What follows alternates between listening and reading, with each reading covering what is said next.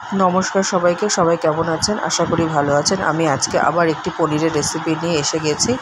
তো প্রথমেই পনিরগুলোকে এইভাবে কেটে নেব ছোট ছোট টুকরো করে। এই যে যেরকম চৌকো করে হয় ডাইস করে পনিরগুলোকে টুকরো টুকরো করে কেটে নিলাম। এই যে দেখতেই পাচ্ছেন। কেটে নেওয়ার পরে আমি এখানে নিয়ে নিলাম একটা নারকেল নিয়ে নিলাম। সেটাকে আমি এই যে নারকেলটাকে কুড়িয়ে নিলাম। কুড়িয়ে নেওয়ার পর একটা মিক্সির জার নিয়ে নিলাম। মিক্সির জারের ভিতরে নারকেল কোড়া, কাঁচা লঙ্কা 4টে দিয়ে দিলাম। আর দিলাম পোস্ত, 2 চামচ মতো পোস্ত দিয়ে দিলাম। এই যে পোস্ত দিয়ে দিলাম। আর দিয়ে দিলাম 1 চামচ মতো মগজ দিয়ে দিলাম। ওটাকে ভালো করে জল দিয়ে পেস্ট করে নেব।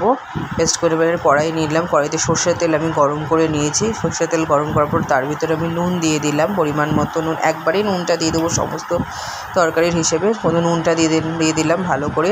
দিয়ে তারপরে আমি দিয়ে দিলাম হলুদ, একটু সামান্য হলুদ দিয়ে দিলাম। আর দিয়ে দিলাম সামান্য একটু কাশ্মীরি লঙ্কার গুঁড়ো। দিয়ে তেলটাকে একবার এটার সাথে ভালো করে মিশিয়ে নিয়ে তারপর পনিরের টুকরোগুলোকে দিয়ে দিলাম। দিয়ে ভালো করে একটুখানি মানে 5 থেকে 10 সেকেন্ড মতো একটুখানি এটাকে তেলের উপরে নাড়াচাড়া করে নিয়ে আমি যে মিশ্রণটা বানিয়ে রেখেছিলাম নারকেল, পোস্ত, মগজের আর কাঁচা লঙ্কা, সেই মিশ্রণটা আমি এর ভিতরে দিয়ে আর একটু মিক্সি ধোয়া জলটাও আমি দিয়ে দিলাম এর ভিতরে। দিয়ে ভালো করে ফুটতে দেবো। চিনিও দিয়ে দিলাম পরিমাণ মতো। এবার দিয়ে ঢাকা দিয়ে আমি একবার নাড়িয়ে নিলাম।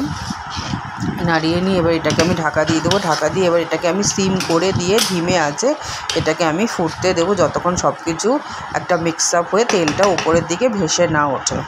দিয়ে এবার আমি এই যে দেখুন টক করে ফুটছে, কালারটাও কত সুন্দর এসেছে, বেশ সুন্দর কালার এসে গেছে। এই যে আবারও ফুটছে আর তেলটাও দেখুন ওপরে অনেকটা ছেড়ে এসেছে।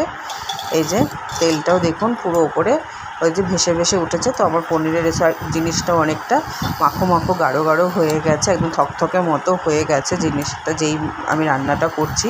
আর তেলটাও উপরে ভেসে উঠছে। এটা হচ্ছে ফাইনাল লুক। কেমন লাগবে জানিও।